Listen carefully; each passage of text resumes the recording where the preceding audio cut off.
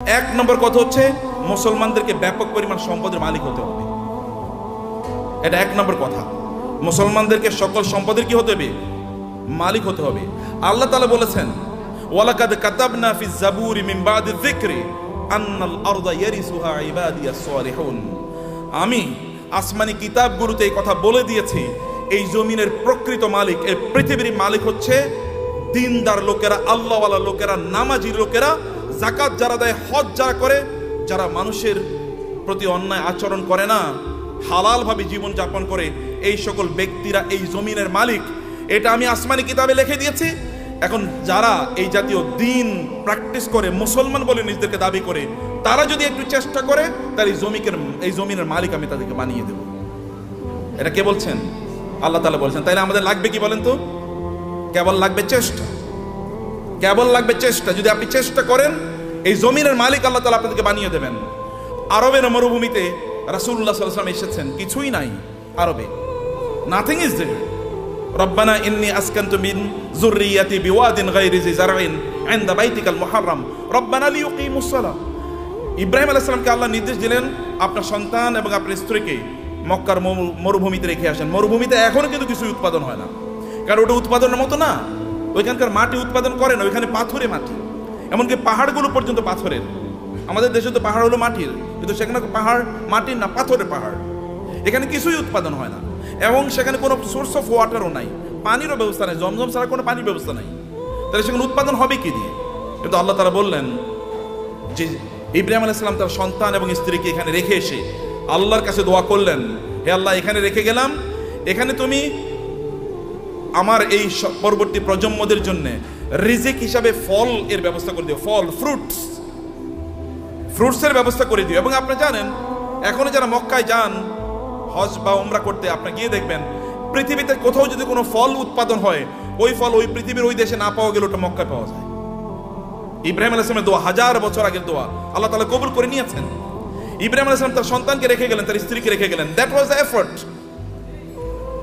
which he has done। তার পক্ষে এতটুকুই করা দরকার ছিল, তিনি এতটুকুই করেছেন, বাকিটা আল্লাহ সুবহানাহু ওয়া তাআলা ব্যবস্থা করে দিয়েছেন। আল্লাহ তাআলা আপনাদেরকে লক্ষ্য করে বলেছেন, ওয়া'ইদ্দু লাহুম মাসতাতা'তুম মিন কুওয়াতিন ওয়া বিররিবাতিল খাইলি তুরহিবুনা বিহি আদুওয়াল্লাহি ওয়া আদুওয়াকুম। আচ্ছা, পৃথিবীর এখন সবচেয়ে বেশি সম্পদ কি মুসলমানদের হাতে নাকি অমুসলমানদের হাতে বলেন তো? আপনি কি আমার কথা বুঝতে পারছেন? পেছন থেকে বুঝতে পারেন নাই? বুঝতে পারছেন আপনারা? বলেন তো পেছন থেকে। আচ্ছা, পৃথিবীর সকল বেশি সম্পদের মালিক কারা? মুসলমানরা না অমুসলমানরা? অমুসলমানরা। কেন? আল্লাহ বলছেন মুসলমানরা মালিক হবে বেশি, আর অমুসলমানরা কেন মালিক হলো? What is the problem? Problem কোথায়? প্রবলেম হলো আমরা মুসলমানরা কেবল নিজেকে কনজিউমার বানাইছি, আমরা নিজেকে প্রডিউসার বানাই নাই। পৃথিবীর সবচেয়ে বড় বড় ব্র্যান্ডগুলোর মালিক কারা বলেন তো? পৃথিবীর সবচেয়ে বড় বড় ব্র্যান্ডগুলোর মালিক কারা? সব মুসলমান। আপনি যদি লিভার ব্রাদার্সের কথা বলেন তাহলে কি? আপনি যদি অ্যাপলসের কথা বলেন, এমনকি অ্যামাজন, এটা তো একটা মার্কেটিং প্লেস, অথবা আলিবাবা, এগুলো সব মুসলমানরা তৈরি করছে, মানে অমুসলমানরা। সব কিছু, সকল ব্র্যান্ডের মালিক তারা। তাহলে আমরা কি করলাম? আমরা কেবল খাই, ঘুমাই আর টয়লেটে যাই, এর বাইরে কোনো কাজ নাই। এখন তো টয়লেটে যাওয়ার জন্য, আগে তো অন্তত আপনি টয়লেটে যাওয়ার জন্য বাসার বাইরে যাওয়া লাগতো, এখন তো বাসার বাইরে না, একেবারে বিছানার সাথে টয়লেট। কয়েকদিন পরে এমন টয়লেট বের হবে যে আপনি যেখানে শুইতেছেন ওইখানে টয়লেটের ব্যবস্থা হয়ে যাবে, বাইরে আর আপনার যাওয়ার দরকার নাই। কি প্যাথেটিক জীবন ব্যবস্থা! মুসলমানদের তো এটা করার কথা ছিল না। আল্লাহ তাআলা আপনাকে নির্দেশ করেছেন, ফাইজা কুদিয়াতিস সালাতু ফান্তাশিরু ফিল আরদি ওয়াবতাগু মিন ফাদলিল্লাহ। নামাজ শেষ মসজিদে বসে থাকা যাবে না। ওমর রাদিয়াল্লাহু তাআলার যুগে একদল যুবক নামাজের পর মসজিদে বসেছিলেন। ওমর লাঠি এনে তাদেরকে পিটাচ্ছেন, এখানে বসে আছো কেন? বলে, আমরা এখানে এমনি বসে আছি, আল্লাহ জিকির করছি। তোমাদের আয় ইনকাম করা লাগবে না? ব্যবসা বাণিজ্য, চাকরি বাকরি করা লাগবে না? আল্লাহ আমাদেরকে খাওয়াবে। আসমান থেকে আল্লাহ কবি রিজিক নাজিল করেছে, আসমান থেকে আল্লাহ বৃষ্টি নাজিল করে। এই বৃষ্টিকে জমিনের ফসলের জমিতে নিয়ে তারপরে ফসল উৎপাদন করা লাগে, তোমাকে সেটা করতে হবে।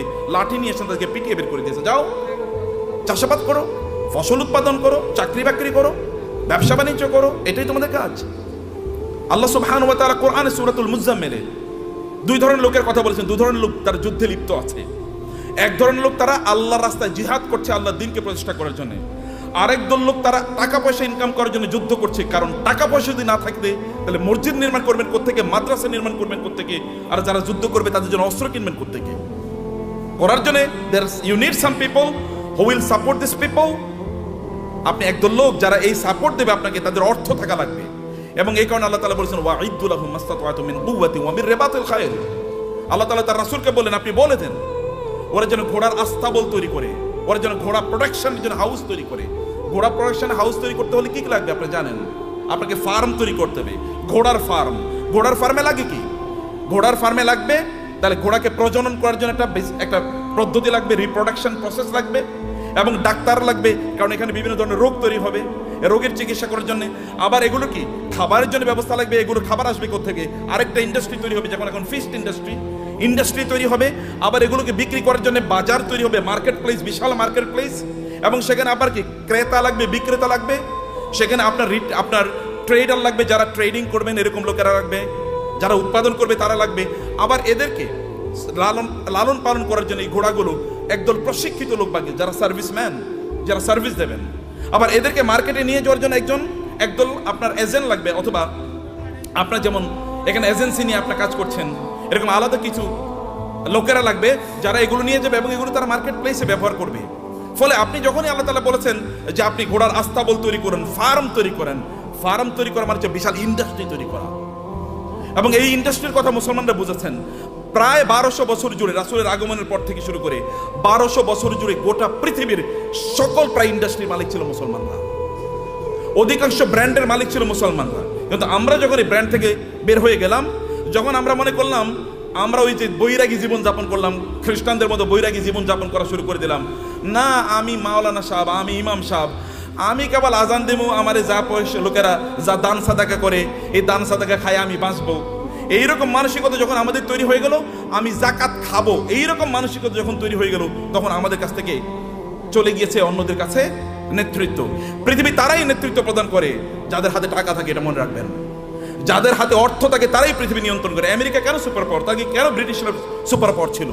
কেন ফ্রান্স সুপার পাওয়ার? কেন ইউরোপ সুপার পাওয়ার? অথবা কেন এখন চায়না সুপার পাওয়ার হয়ে যাচ্ছে? কেন ইন্ডিয়া সুপার পাওয়ার হয়ে যাচ্ছে? আমরা কেন হতে পারছি না? It is only because we don't possess money, property. সম্পদ আমাদের কাছে নাই, টাকা আমাদের কাছে নাই। আমরা ভিক্ষা করলে ওদের কাছে ভিক্ষা করা লাগে। বাংলাদেশের উন্নয়নের জন্য টাকা আসে কোত্থেকে? আমেরিকা থেকে, ইউএস থেকে, অথবা ইউএসএইড দেবে, ইউএন দেবে, অথবা ওয়ার্ল্ড ব্যাংক দেবে ইত্যাদি। ওগুলো কি আমাদেরকে কি দেয়? সাদাকাই তো দেয়। জাকাত মানে জাকাত হতে বা তারা দেয় না, তারা সাদাকা দেয়, তারা চ্যারিটি করে, তারা দান করে আমাদেরকে। আর দান করা হাত, এই হাতই গোটা পৃথিবী নিয়ন্ত্রণ করবে। যে হাত দান গ্রহণ করে এই হাত পৃথিবী কোনোদিন নিয়ন্ত্রণ করতে পারে না। আল্লাহ সুবহানাহু ওয়া তাআলা কোরআনে উল্লেখ করেছেন যে আমরা যেন আকিমুস সালাতা আতুজ যাকাতা, নামাজ পড়ো জাকাত খাও। বুঝেন না আপনারা এখনো? আল্লাহ কি বলেছেন? নামাজ পড়ো জাকাত খাও, নাকি? কেন বুঝেন না? কথা বলছেন না কেন? আপনার এতগুলো লোক, কোনো আওয়াজ নাই। নামাজ পড়ো জাকাত খাও, নামাজ পড়ো। তোর জাকাত কবে দেবেন আপনি? আপনাকে জাকাত দেওয়ার মতো সম্পদের মালিক হওয়া লাগবে। আল্লাহ বলেছেন বেরালাল, আপনি নামাজ পড়তেছেন, জাকাত দিতেছেন, আপনি তো পূর্ণ মুসলমানই হন না এখন। জাকাত দেওয়ার মতো প্রপার্টি অর্জন করতে হবে। কেন আপনি বসে থাকেন? আপনার অলসতা। আল্লাহ রাসূল আল্লাহর কাছে দোয়া করেছেন, আল্লাহুম্মা ইন্নী আউযু বিকা মিনাল হাম্মি ওয়াল হাযান ওয়া মিনাল আজ্জি ওয়াল কাসাল। হে আল্লাহ, আমি অক্ষম অথবা অলস, এই দুটা থেকে আল্লাহর কাছে তিনি আশ্রয় চেয়েছেন। আমি অক্ষম যে আমি আয় ইনকাম করতে পারি, আমি অলস, আমি ইনকাম করার জন্য বাস রাস্তায় বের হই না, আমি বাজারে যাই না, আমি মানে প্রোডাকশন হাউস তৈরি করি না, অথবা আমি ট্রেডিং সেন্টার তৈরি করি না, আমি বৈশা থাকি আর খাই, এবং আমি তোমার কাছে মান্না সালোয়ার জন্য দোয়া করি, তুমি আমার জন্য মান্না সালোয়া পাঠাইও। এইরকম যেন আমি না হই। আমি যেন অ্যাক্টিভলি এঙ্গেজ থাকি সমাজে, আমি যেন কাজ করি সমাজে। আপনার নবী কি করেছেন? নবী হওয়ার আগেও তিনি বিজনেস করেছেন, নবী হওয়ার পরেও তিনি বিজনেস করেছেন। সাহাবাই কারামদের মধ্যে দেখেন আবু বকর রাদিয়াল্লাহু তাআলা যখন তিনি খলিফা হিসেবে তাকে নির্ধারণ করা হয়, তিনাকে খলিফা তৈরি করা হয়, তিনি যাচ্ছেন মাথায় কাপড়ের পুটলি নিয়ে তিনি বাজারে যাচ্ছেন। ওমর বলেন, আপনি যাচ্ছেন কই? বলে, বাজারে যাচ্ছে, আমার সংসার চলা লাগবে না? তিনি খলিফা। এখন প্রেসিডেন্ট যদি অথবা প্রাইম মিনিস্টার যদি ব্যবসা করে, আপনি বলবেন এ তো ওইদিকে ব্যবসাও করে। কেন প্রাইম মিনিস্টার ব্যবসা করবে না? কেন প্রেসিডেন্ট কেন ব্যবসা করবে না? মন্ত্রী কেন ব্যবসা করবে না? করবে। ব্যবসা তো আমাদেরই করা উচিত, কারণ আমরা inherently by born, by virtue of our identity, আমরা মুসলিম হওয়ার কারণে, কোরআন ধারক এবং বাহক হওয়ার কারণে আমাদেরকে বিজনেস করা লাগবে। আমাদেরকে সম্পদ উপার্জনের করার জন্য আমাদেরকে এই পদ্ধতি আবিষ্কার করা লাগবে আমাদেরকে, সম্মানিত ভাইরা। কিন্তু এটা হলো একটা দিক। কিন্তু এই সম্পদ যেন আমাকে কারুনের মতো না বানিয়ে ফেলায়। সম্পদ যেন কি না করে? কারণে যদি, তাহলে এক নম্বর কথা হচ্ছে আপনি নামাজও পড়বেন না, জাকাতও দেবেন। এখন থেকে আপনাকে সিদ্ধান্ত নিতে হবে যে এই রমাদান থেকে আপনি জাকাত দিতে পারবেন, এরকম চেষ্টা আপনি শুরু করবেন ইনশাআল্লাহ। নাকি বলেন? ভাই আপনার এলাকায় আপনি সবচেয়ে বড় ধনী হন, সমস্যা কি? সম্পদ উপার্জন করা কি হারাম নাকি? সম্পদ উপার্জন করা হারাম? নো, সম্পদ উপার্জন করা তো ফরজ, ইনকাম করা ফরজ, ইনকাম করা ফরজ। ইসলাম প্রচারে সবচেয়ে বেশি অবদান কার ছিল? আবু বকর। আবু বকরের চেয়ে মক্কায় ধনী কে ছিল? ইসলাম প্রচারের ক্ষেত্রে সবচেয়ে বেশি অবদান ছিল খাদিজাতুল কুবরা রাদিয়াল্লাহু তাআলা আনহার। খাদিজাতুল কুবরার চেয়ে মক্কায় ধনী নারী কে ছিল? ইসলাম প্রচারের ক্ষেত্রে, ইসলাম প্রতিষ্ঠার ক্ষেত্রে ওসমান ইবনে আফফান রাদিয়াল্লাহু তাআলা সবচেয়ে বেশি অবদান ছিল। এখনো আরবে, সৌদি আরবে, এখনো মদিনাতে ওসমান ইবনে আফফানের নামে এখনো ওই রকম বাগান আছে, যে বাগান থেকে এখনো যে উৎপাদনে এগুলো এখনো দিনের কাজে লাগে, এখনো চ্যারিটি হিসাবে সারা পৃথিবীতে সেগুলো টাকা পৌঁছে যায়। এখনো যে মক্কায় যে ক্লক টাওয়ার আপনারা দেখেন, এটা কিন্তু সাদাকা, এটা কিন্তু ওয়াকফের। এখানকার টাকা যা ইনকাম, এগুলো কিন্তু মানব কল্যাণে। আপনাদের দেশে হয়তো বা এখানকার কল্যাণে টাকা চলে আসে। তা আপনাকে তো এরকম অর্থবৃত্তের মালিক আপনাকে হওয়া দরকার, অর্থ ইনকাম করতে হবে, ফরজ। এর কারণে আপনি তখন, কারণ এদের অবস্থা দেখেন, আবু বকরের মতো গোটা পৃথিবীর সকল মুসলমানকে যদি একত্রিত করা হয়, আবু বকরকে যদি একত্রিত করা হয় রাদিয়াল্লাহু তাআলা আনহু, তাইলেও আবু বকরের আমলের দাড়ি পাল্লাটা অনেক ভারী হয়ে যাবে। কেবল ইবাদত করেই, এই তথাকথিত, এই যে কথিত যে ইবাদত আছে, এই রিচুয়াল, আপনি নামাজ পড়লেন, কোরআন তেলাওয়াত করলেন, ইত্যাদি ইত্যাদি, এর মাধ্যমে এই জায়গায় যাওয়া যায় না। You need financial contribution to the establishment, to the preaching and the propagation of Islam. ইসলামকে মানুষের কাছে পৌঁছে দেওয়ার জন্য আপনার অর্থনৈতিক অবদান লাগবে। এই অবদানের কারণে আল্লাহ সুবহানাহু ওয়া তাআলা নামাজকে যেমনিভাবে ফরজ করে দিয়েছেন, তিনি আমাদের জন্য যাকাতকেও ফরজ করে দিয়েছেন। এখন আপনি বলবেন যে আমি টাকার মালিক হলে যেন যাকাত দেবো। আল্লাহ বলছেন তুমি টাকার মালিক হয়ে যাকাত দাও, তোমার জন্য ফরজ। টাকার মালিক হয়ে যাকাত, আল ইয়াদুল উলিয়া খায়রুম মিনাল ইয়াদিস সুফলা। দানের হাত আল্লাহর কাছে প্রিয়। যে ব্যক্তি দান করে তার যে মর্যাদা, যে নেয়ার মধ্যে কি সওয়াব আছে নাকি? যে ঠিক আছে ভাই, আপনি ভিক্ষা করেন রাস্তায়, ভাই আমার একটু দেন না, এরপরে আপনার আমল নামে কেবল সওয়াব ঢুকতে থাকবে, সওয়াব ঢুকতে থাকবে নাকি? তাহলে সবাই ভিক্ষা, এবং মুসলমানরা প্রায় ভিক্ষার জাতি হয়ে গেছে। মাহফিল করলেও ভিক্ষা লাগে, মসজিদ বানাইলে হলেও ভিক্ষা লাগে। কেমন অবস্থা এটা? এটা কেন আপনারা করলেন? আপনারা কেন ইসলামকে এরকম জায়গায় নিয়ে আসছেন? আমরা কেন নিয়ে আসি? আমি আলেমদের কথা বলছি, আপনাদের বলছি না। কেন এই জায়গায় নিয়ে আসবেন? এই জায়গায় আনার কথা ছিল না। You do something in order earn money. আপনি মর্যাদার সাথে পৃথিবীতে বেঁচে থাকবেন, আপনি দেবেন, এরকম জায়গায় আপনি যাবেন। ওমর রাদিয়াল্লাহু তাআলার যুগে জাকাত নেওয়ার মতো লোক পাওয়া যায় নাই। মুসলমানদের অবস্থা দেখেন, মরুভূমিতে আফ্রিকাতে লোকজন আফ্রিকা থেকে জাকাতের টাকা নিয়ে এসে ওমর কাছে আসে, ওমর রাদিয়াল্লাহু তাআলার কাছে আসে। ওমর বলে এগুলো কি? বলে জাকাতের টাকা। এখানে নিয়ে আসছে কেন? মদিনায় তো জাকাত নেওয়ার মতো কোনো লোক নাই, মক্কায় জাকাত নেওয়ার মতো কোনো লোক নাই। আমাদের আফ্রিকাতেও তো জাকাত নেওয়ার মতো কোনো লোক নাই, কর্ম কি? আফ্রিকাতে জাকাত নেওয়ার মতো কোনো লোক নাই যখন মুসলমানদের শাসন চলেছে। এখন আমরা সব জায়গায় ভিক্ষা। আফ্রিকা মানে হচ্ছে ভিক্ষুকের জাতি, অথবা আন্ডার ডেভেলপ, লিস্ট ডেভেলপড, অথবা সবচেয়ে অনুন্নত দেশ। বাংলাদেশ মানে হচ্ছে ফকিরের দেশ, আমরা এরকম মনে করে থাকি। আপনাদেরকে দায়িত্ব নিতে হবে এই বাংলাদেশের মুসলমানদেরকে, অথবা এই সমগ্র জাতিকে অবশ্যই দারিদ্র থেকে অথবা এই ভিক্ষাবৃত্তি থেকে জাতিকে উদ্ধার করতেই হবে আমাদেরকে। এবং এই জন্য ব্র্যান্ড ডেভেলপ করেন, ডু সামথিং। এটাও ইবাদত। বিজনেসের চেয়ে বড় ইবাদত নাই। বিজনেসের লোকেরা জান্নাতে নবী রাসূলদের সাথে থাকবে, আল্লাহ রাসূল বলেছেন। যারা বিজনেস করে, সৎ বিজনেস করে, তারা নবী রাসূলদের সাথে থাকবে জান্নাতে। অন্যরা কিন্তু এরকম থাকতে পারবে না। আমার মতো এরকম খালি দাওয়াত দিয়ে গেলাম আর আপনার কাছে আসলাম, আশা করছি কিছু টাকা দিলে এরপরে আমার সংসারটা চলবে, আছে কিনা এরকম? আপনার প্রফেশন কি? ব্যবসা কি? আপনার চাকরি কি? কয়লা আমি ওয়াইজ হলো আমার চাকরি। ওয়াইজ কোনো চাকরি নাকি? ওয়াজ কি কোনো চাকরি? কিন্তু আমাদের দেশে এটা চাকরি হয়ে গেছে। আপনার চাকরি কি? আমি ইমামতি হলো আমার চাকরি। নো, ইমামতি চাকরি না। আমার এরকম হওয়া দরকার, আমার সাইড বিজনেস আছে, বাকি কাজগুলো আমি এভাবে করি। প্রিয় ভাইরা, বলছিলাম 10 মিনিট, মনে 10 মিনিট হয়ে গেছে। আচ্ছা, লাস্ট 2-3 মিনিট আপনাদেরকে শেষ করে দিই। তার মধ্যে ইয়া রব, না ভাই আছেন, যে শেখরা আছেন, ওনার কথা বলবেন। আপনারা তো প্রচন্ড রাগান্বিত ভিতরে, তাই না? রাগ করছেন তো কথা শুনে? আচ্ছা, পিছন থেকে কানো আওয়াজই শুনি না, ঘটনা কি? এই পিছনে একটু ক্যামেরাটা ধরেন তো দেখি সবাই আছে কিনা জীবিত। জীবিত আছেন নাকি? মাশাআল্লাহ মাশাআল্লাহ মাশাআল্লাহ। একটু হাতটা নাড়ান তো দেখি, হাতের ব্যায়াম হোক। গুড, ঠিক আছে, নামান, হাত নামান। ভাইরা আমার, সম্পদের মালিক হওয়ার জন্য আমি আপনাকে অনুপ্রাণিত করছি। আপনার সম্পদের মালিক হন, কিন্তু সম্পদের মালিক কারুনের মতো হওয়ার জন্য করবেন না। আল্লাহ সুবহানাহু ওয়া তাআলা সূরাতুল কাসাসে কারুনের ঘটনা বলেছেন। যদি সময় পান তাহলে আজকে বাসায় গিয়ে সূরাতুল কাসাসে এই কারুনের আয়াতগুলো, যেখানে আল্লাহ তাআলা বলেছেন ইন্না কারুনা, আয়াত নাম্বার হচ্ছে 40 থেকে শুরু করে 76 থেকে শুরু করে কারুনের ঘটনা পড়বেন। সূরাতুল কাসাস। ইন্না কারুনা কানা মিন কওমি মূসা ফাবাগা আলাইহিম ওয়া আতাইনাহু মিনাল কুনুজি মা ইন্না মাফাতিহাহু লাতানু বিল উসবাতি উলিল কুওয়া ইয ক্বালা লাহু কওমুহু লা তাফরাহ ইন্নাল্লাহা লা ইউহিব্বুল ফারিহিন। আল্লাহ সুবহানাহু ওয়া তাআলা বলেছেন, কারণের গল্প আমাদেরকে বলছেন। তাহলে আমার আলোচনা দুটো পার্ট, এর একটা পার্ট আমি শেষ করলাম, আপনাদেরকে সম্পদের মালিক হতে হবে, প্রচুর পরিমাণ সম্পদের মালিক হতে হবে, যেন মানুষ যেন না বলে মুসলমানরা ভিক্ষুকের জাতি, আপনি যেন দিতে পারেন, অন্যরা যেন আপনাদেরকে দেখে বলে যে না এ তো মুসলমান, এর মতো হতে হবে, আপনি তার মতো হতে। এখন আমরা এক্সাম্পল দিতে গিয়ে এখন আমরা ধরেন তৌহিদ ভাই ছাড়া আর কাউকে এক্সাম্পল দিতে মতো দেওয়ার মতো লোক পাচ্ছি না। মানে যারা দিন প্র্যাকটিস করে আবার অনেক সম্পদের তারা প্রবাহ তৈরি করেছে সমাজে, নিজেই কেবল সম্পদের মালিক হয় না, সম্পদের মালিক বানানোর রাস্তা তৈরি করে দিয়েছে, এরকম লোক আমার সামনে খুব বেশি নাই। আমি বলতে গেলে বিল গেটসের কথা বলে, ওয়ারেন বাফেটের কথা বলতে হয়, এলিয়ন মাস্কের কথা বলা লাগে। তো মুসলমানদের এলিয়ন মাস্ক কই? মুসলমানদের যদি আপনি দেখেন বিভিন্ন আরবের যে সকল শেখরা আছে, যে আরবের রাজা বাদশারা, কেবল ওদের নাম শুনলেই শোনা যায় ওই দেশে তার বিশাল একটা কি আছে, একটা রেস্ট হাউস আছে, ওইখানে ওই সমুদ্রের তীরে তার বিশাল একটা বাংলো আছে, হাবিজাবি ইত্যাদি ছাড়া আর কিছুই আলোচনা শুনি না। আর যখন আপনি এলন মাস্কের কথা শোনেন তখন আপনি শোনেন যে ও ওই যে ইয়ের দেশে, চাঁদের দেশে এখন জায়গায় বেচতেছে, জায়গা বিক্রি করতেছে, ওইখানে কি করে। অথবা বাংলাদেশে তার স্টার লিঙ্ক আসবে, গ্রাম অঞ্চলে সুপার স্পিডে আপনি ইন্টারনেট পাবেন। অথবা টেসলার মাধ্যমে এমন গাড়ি তৈরি করছে ওখানে কোনো কি লাগবে না, ড্রাইভার লাগবে না, এরকম একটা কথা বলেন তো আপনি মুসলমানদের। এটা কেমন জাতি? 300 কোটি মুসলমান বলা হয়, অথবা কমপক্ষে তো 200 কোটি।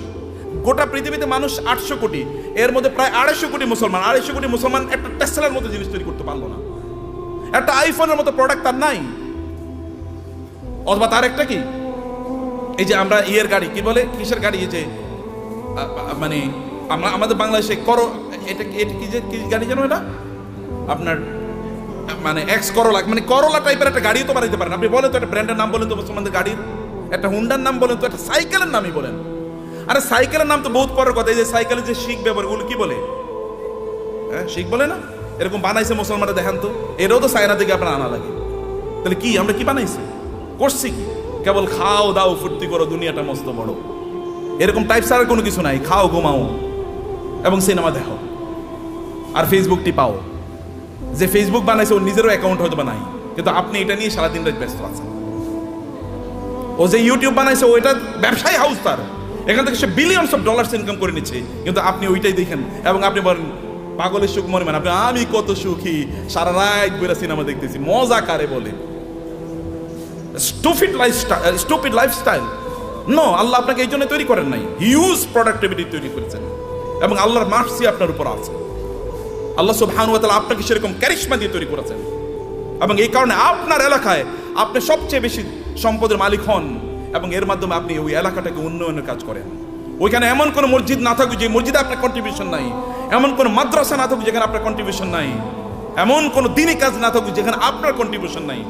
লোকেরা যখন চিন্তা করবে আমরা এখানে একটা দিনই কাজ করতে চাই, তখন সবার আগে আপনার নাম মনে পড়বে, অমুকের কাছে যাই।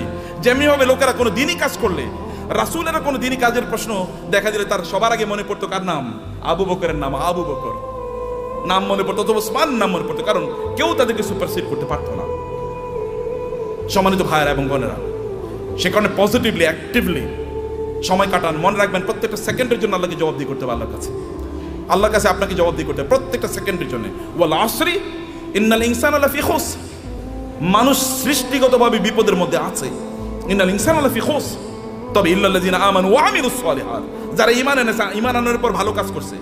যাকাত যদি ইসলামের তৃতীয় স্তম্ভ হয়, আমরা বলি নামাজ রোজা, নামাজ রোজা, আল্লাহ বলছেন নামাজ জাকাত, নামাজ জাকাত, নাকি আমরা কি বলি নামাজ রোজা, কিন্তু আল্লাহ কি বলেছেন নামাজ জাকাত, কারণ দুটোকে একসাথে বলেছেন। এই দুটোকে একসাথে আপনাকে যদি আপনি করতে পারেন, তাইলে তো আপনি ইসলামের 5টা স্তম্ভ আপনি পালন করলেন। আপনি 5টা স্তম্ভ কয়জন পালন করছেন এর মধ্যে আপনি বলেন, কেন 5টা স্তম্ভ আপনি পালন করলেন না? এই 5টা স্তম্ভের উপর তো ঘর নির্ভর করে, এই গোটা ইসলাম নির্ভর করছে 5টা স্তম্ভের উপর। আপনি কেন হজ করতে পারলেন না? আপনি কেন যাকাত দিতে পারলেন না? এই দুটো তো ইসলামের স্তম্ভ। আপনি কেবল নামাজ পড়িয়ে তেল তেলে জান্নাতুল ফেরদাউসে চলে যেতে পারবেন নাকি? নো, অসম্ভব। সবগুলো একসাথে করে আপনি এমন একটা বিল্ডিং বানালেন একটা ইয়ের উপর, পিলারের উপর। এই বিল্ডিং কি পৃথিবীর সবচেয়ে স্থায়ী বিল্ডিং হবে? পিলার একটা মাত্র, যে কোনো সময় ধসে পড়ে যেতে পারে। শুধু নামাজের উপর নির্ভর করলেন, যে কোনো সময় ধসে পড়ে যেতে পারে। অতএব সবগুলোর উপর আপনার দিনকে প্রতিষ্ঠিত করা লাগবে। বুনিয়াল ইসলাম আলা খামসিন, শাহাদাতি আল্লাহ ইলাহা ইল্লাল্লাহ থেকে ওয়া হাজ্জিল বাইতি মান ইসতাতা ইলাইহি সাবিলা, সামর্থ্য অর্জন করা লাগবে আপনার, এবং অন্যরা আপনাকে দেখে শিখুক যে না এইরকম জীবনযাপন করা লাগে, অন্যরা আপনাকে দেখুক এরকম জীবনযাপন। কিন্তু আপনি সম্পদ উপার্জন করার একমাত্র কারণ যেন না হয় কারুন টাইপের জীবনযাপন করা। কারুন টাইপের জীবনযাপন করা কি? আল্লাহ সুবহানাহু বলেছেন, ইন্না কারুনা কানা মিন কওমি মূসা ফাবাগা আলাইহিম। কারুন ছিল মূসা আলাইহিস সালামের তার বংশের লোক, অর্থাৎ বনি ইসরাইলের লোক। কিন্তু এই বনি ইসরাইলের উপরে সে জুলুম অত্যাচার করা শুরু করে দিয়েছে। যেমন আমাদের দেশে দেখবেন, আমাদের দেশে লোকেরা ব্যবসা করতেছে কিন্তু টাকা পাচার করতেছে অন্য দেশে, আছে কিনা এরকম? বুঝেন না আপনারা? ব্যবসা করতেছে এই দেশের মানুষের, কিন্তু টাকা পাচার করতেছে আরেক দেশে, আরেক দেশের ব্যাংকে গিয়ে তার সকল টাকা খুঁজে পাওয়া যায়। এর চেয়ে বড় জালিম আল্লাহর জমিনে আর হতে পারে না। কারণ আপনি যেখানে ইনকাম করেছেন ওই অঞ্চলের মানুষের হক আছে আপনার উপর, কারণ তাদেরকে দিয়ে আপনি ইনকাম করেছেন, তাদের উন্নয়নের জন্য আপনাকে কাজ করা লাগবে।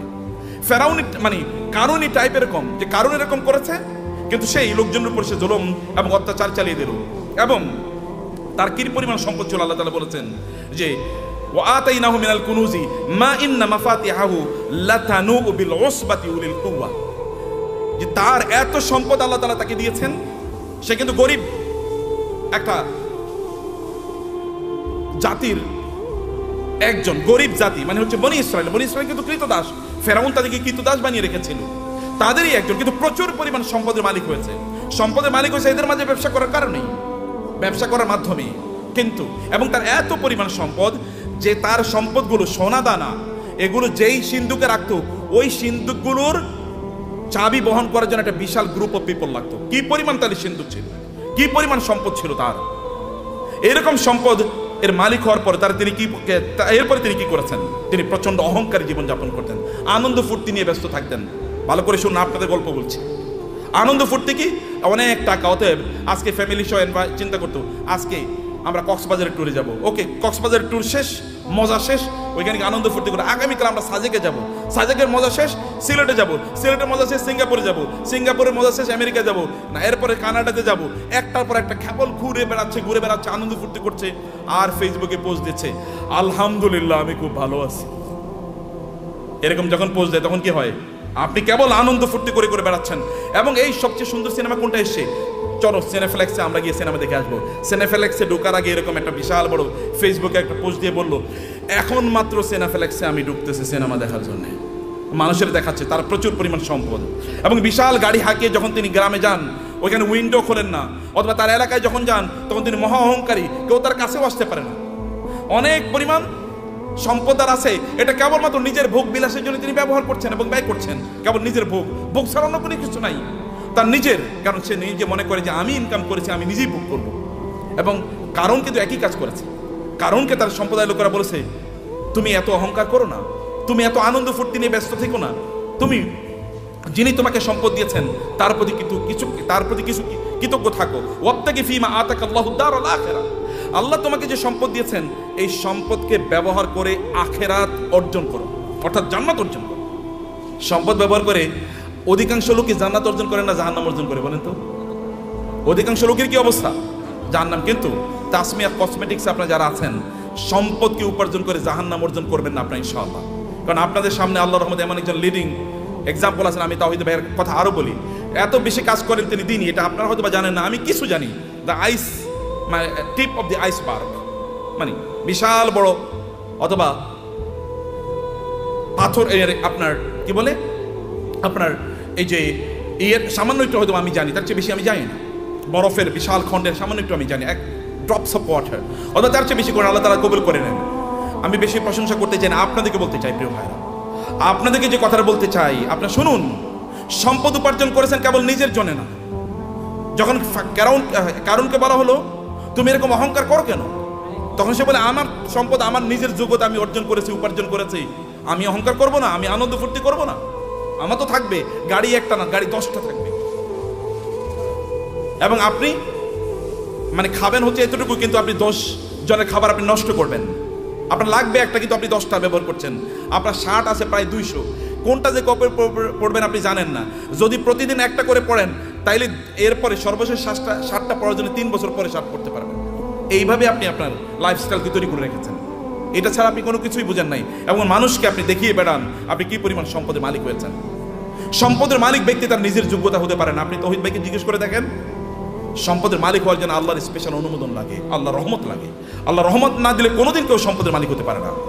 চেষ্টা করে সম্পদের মালিক, আপনি প্রচুর পরিশ্রম করবেন, এই কারণে সম্পদের মালিক হবেন এটা নয়। নাহলে রিক্সাওয়ালারাই সবচেয়ে বেশি সম্পদের মালিক হতো, অর্থাৎ দিন মজুররাই সবচেয়ে বেশি সম্পদের মালিক হতো। নো, আল্লাহ সুবহানাহু ওয়া তাআলা আপনাকে দেন পরীক্ষা করার জন্য। কিন্তু আপনি এই সম্পদ, আমি এই কথা আপনাকে বলবো না যে টাকা ইনকাম করেন আর কেবল কথিত আল্লাহ সুবহানাহু ওয়া তাআলার রাস্তায় ফি সাবিলিল্লাহ ছাড়িয়ে আপনি এটাকে ব্যবহার করেন, আমি তা বলছি না।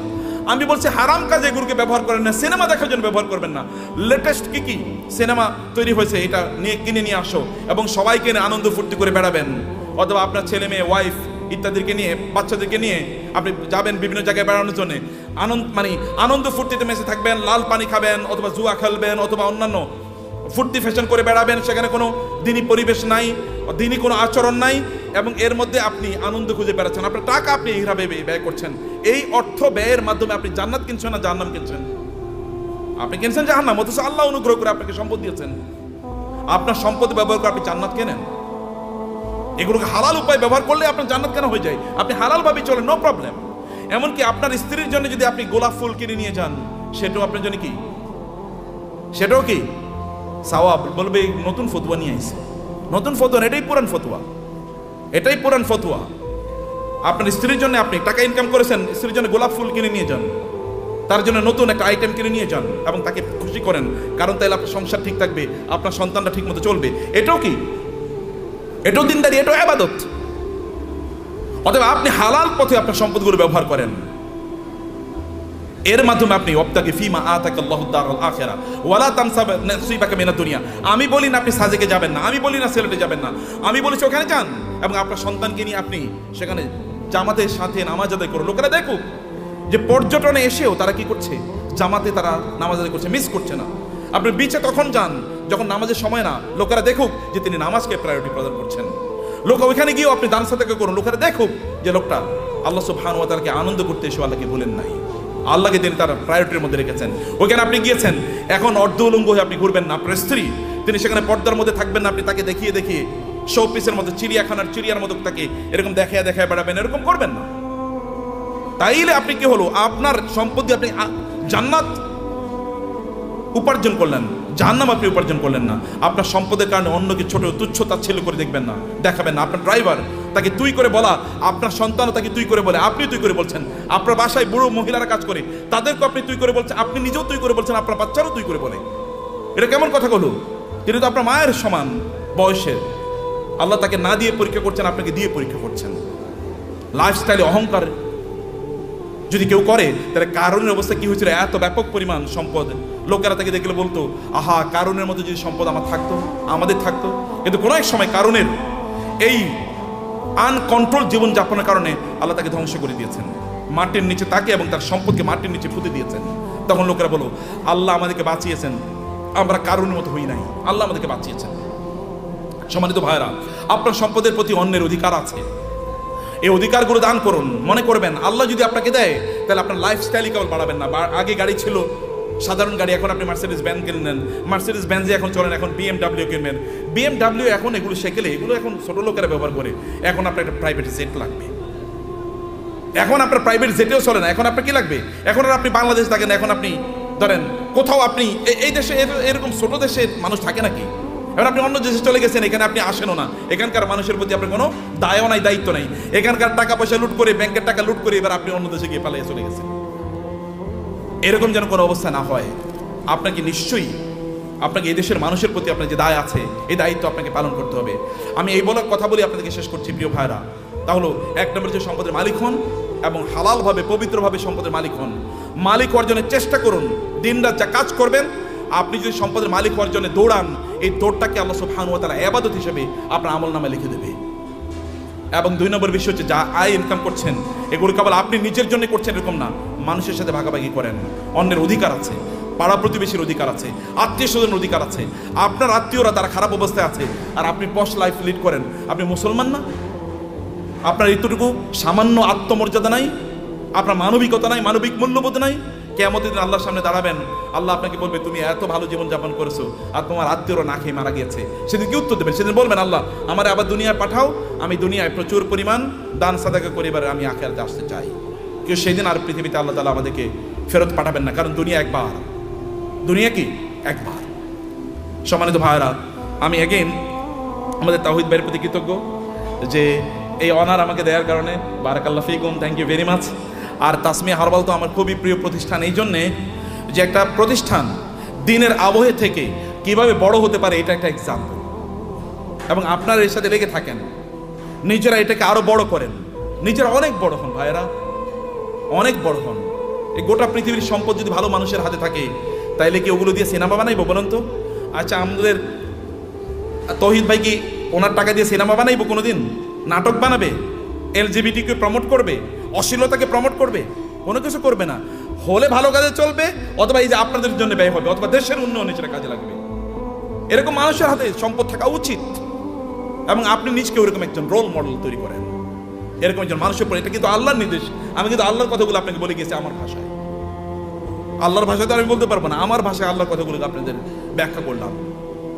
হে আল্লাহ, তুমি এই আয়োজনটাকে কবুল করে নাও, আজকের এই কনফারেন্সকে কবুল করে নাও, এই তাসমিয়া হারবালকে তুমি কবুল করে নাও আল্লাহ, এবং এটাকে বাংলাদেশের লিডিং বিজনেস হাউস হিসেবে কবুল করে নাও আল্লাহ। আল্লাহ, এখানে যারা এর সাথে সম্পৃক্ত আছেন বিভিন্নভাবে, আল্লাহ সবাইকে তুমি কবুল করে নাও আল্লাহ, এবং সবার ব্যবসার মধ্যে তুমি বারাকা দান করো আল্লাহ। আর এরা সবাই যেন অন্যদের জন্য রোল মডেল হতে পারে, অন্যদের জন্য আদর্শ হতে পারে আল্লাহ। সবাইকে তুমি সেই স্ট্রেংথ এবং স্টামিনা দান করো আল্লাহ। আমাদের সবাইকে আমাদের সম্পদ দিয়ে যেন আমরা আখিরাতে তোমার কাছে যেন একটা ঘর বানাতে পারি আল্লাহ, তোমার কাছে আমাদের জন্য ঘর বানাইয়া দিও। আমরা সেভাবে আমাদের সম্পদগুলোকে যেন ব্যয় করতে পারি, এবং অন্যের প্রতি আমাদের যে দায় আছে, দায়িত্ব আছে, মানুষের প্রতি আমাদের যে দায় আছে, সেটা যেন আমরা পালন করতে পারি। আমাদের সম্পদের কারণে যেন আমরা অহংকারী না হয়ে উঠি, আমরা কেবল যেন শো অফ না করি, আমি দেখাই যে আমার এরকম আছে, এবং অন্যরা এটা দেখে ইনফেরিয়রিটি কমপ্লেক্স, এটা যেন না হয়। আপনি ভাবির জন্য বিশাল বড় গয়না কিনে নিয়ে গেলেন, এবার আপনার ওয়াইফ আরেকজনের, আপনার কোনো মানে তার কোনো কাজিনের অথবা তার কোনো বান্ধবীর অথবা অন্য কাউকে বললো, দেখো আমার স্বামী কিন্তু আমার এটা দিয়েছে। এরপরে উনি তো তার স্বামীর সাথে এবার ঝগড়া বিপদ লাগলো, আমার বান্ধবীরে আমার বান্ধবীর স্বামী এরকম দিয়েছে, তুমি আমারে দিলা না, তো তুমি তো আমার প্রতি জুলুম করছো, আমি তোমার বিয়া করে এই জীবনটা শেষ হয়ে গেল আমার।